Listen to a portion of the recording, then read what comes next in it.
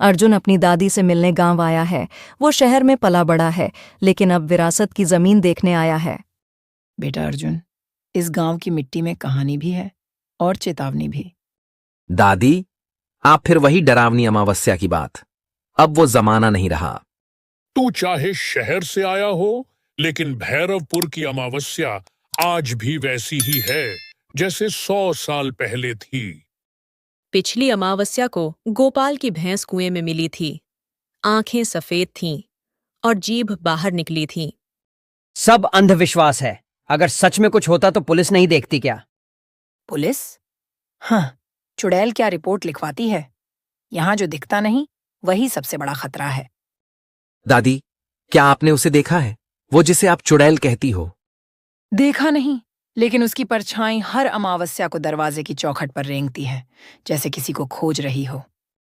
और अगर किसी ने उसे देख लिया तो वो अगली अमावस्या का हिस्सा बन जाता है।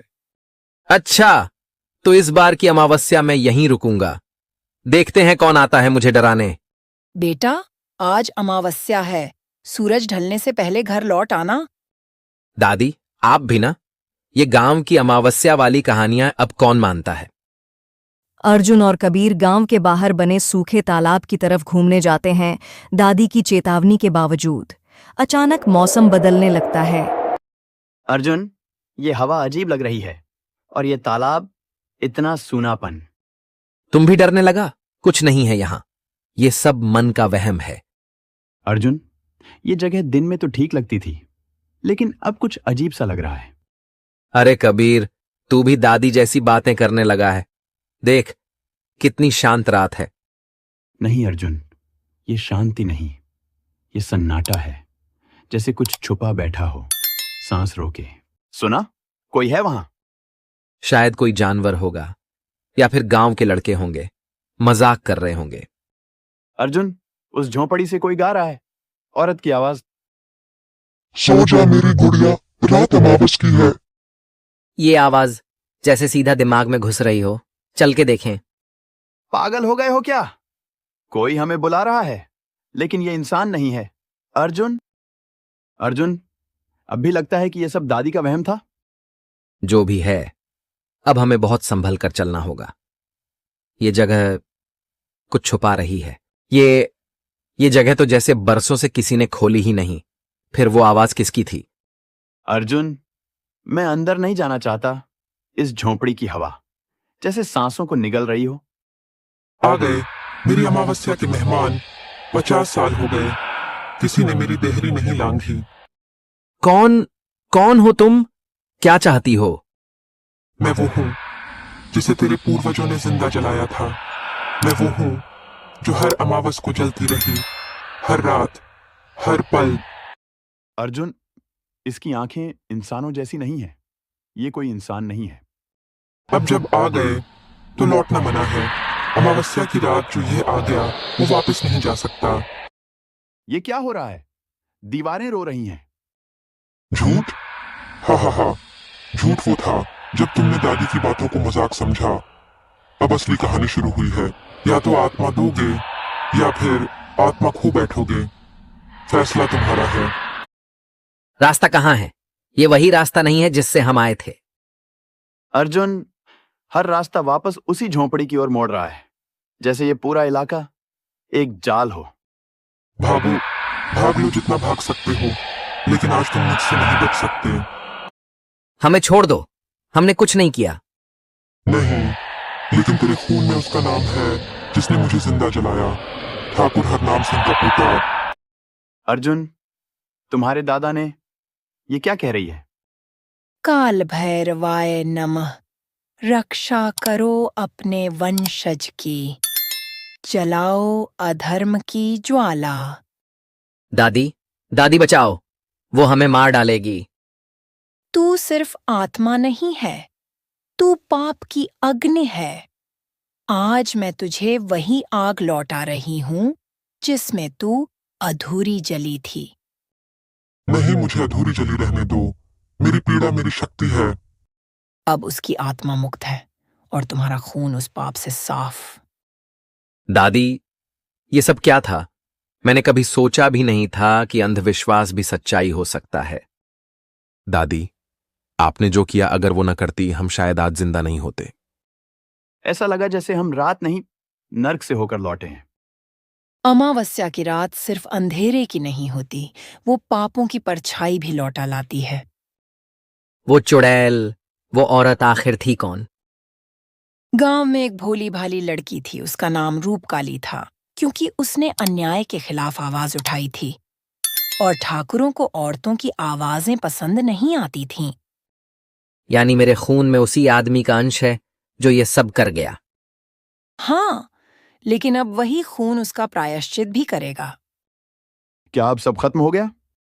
नहीं बेटा, आत्माएं तब तक नहीं सोती जब तक उनकी पीड़ा पूरी तरह मिट ना जाए। तो अगली अमावस्या फिर कोई और? अगर गांव अपने इतिहास को भूलेगा तो हाँ, फिर कोई और बलि चढ़ेगा। इस गांव को सच्चाई बतानी चाहिए, वरना ये श्राप पीढ़ियों तक चलता रहेगा।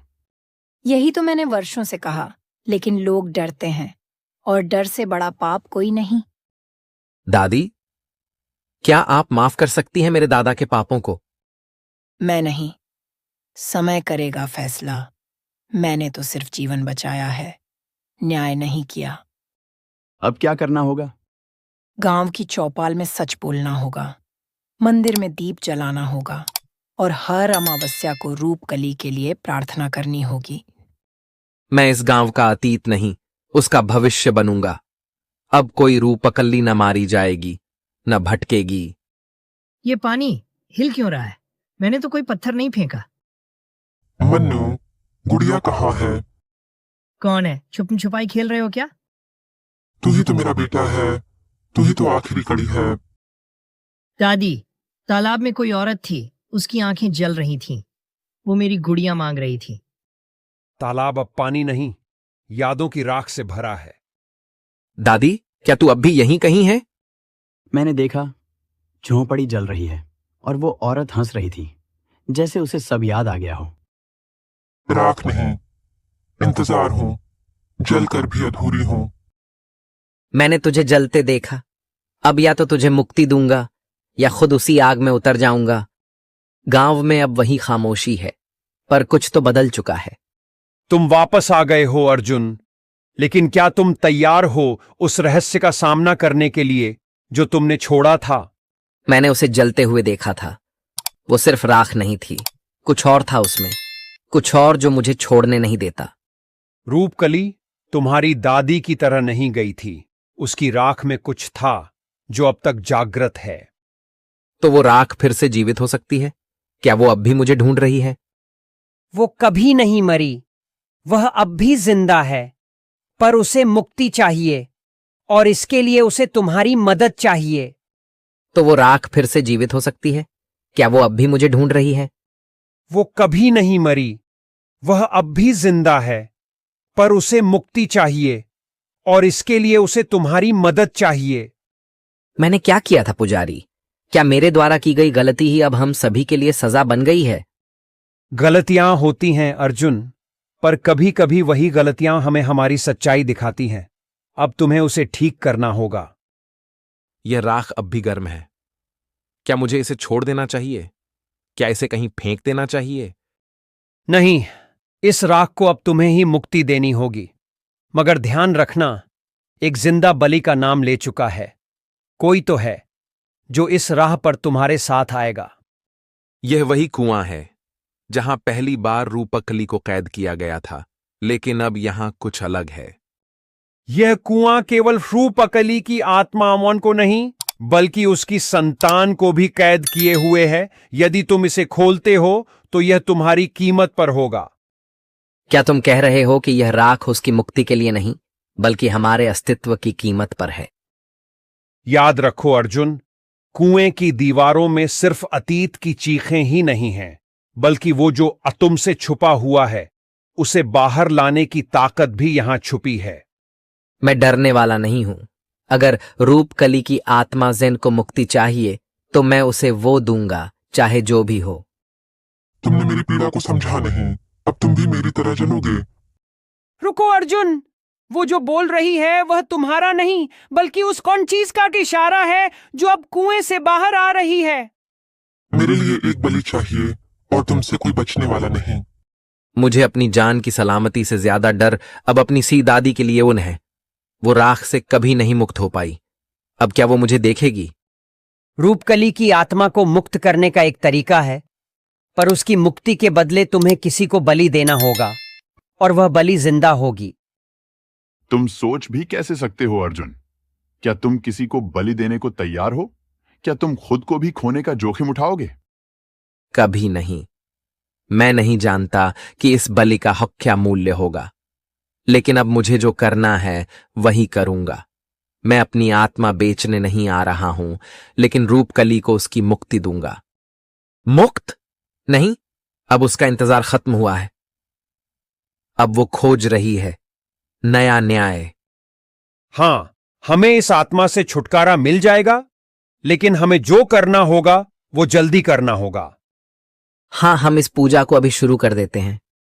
हमें इस पूजा के लिए गंगा जल की जरूरत है। तुम गंगा जल लेकर आओ। जी पुजारी जी, मैं अभी गंगा जल लेकर आता हूं। पुजारी और अर्जुन मिलकर पूजा करते हैं। वह हवेली के सामने बैठकर पूरी अमावस्या की रात पूजा करते हैं। पुजारी उस कुएं में गंगा जल दल देता है। कुएं के अंदर से जोर जोर से चिल्लाने की आवाजें आने लगती हैं। पुजारी जी, इस कुएं से कैसी आवाजें आ रही हैं? ये आवाज उस बुरी आत्मा की है। लगता है कि वह आत्मा को मुक्ति मिल रही है। पुजारी जी, अगर इस हवन से ही आत्मा को मुक्ति मिलनी थी तो इतने सालों तक ये गांव के लोगों ने इस आत्मा से छुटकारा क्यों नहीं लिया? नहीं बेटा, इस हवन में तुम्हारी जरूरत थी। तुम्हारे हाथों से ही इस आत्मा को मुक्ति मिल सकती थी, क्योंकि तुम अपने पूर्वजों के वंशज हो। वंशज का होना इस पूजा में जरूरी था, तभी यह पूजा संपन्न हो सकती थी। कुएं से रोने की आवाज आने लगती है और हवेली कांपने लगती है और आत्मा हवा बनकर आसमान में उड़ जाती है।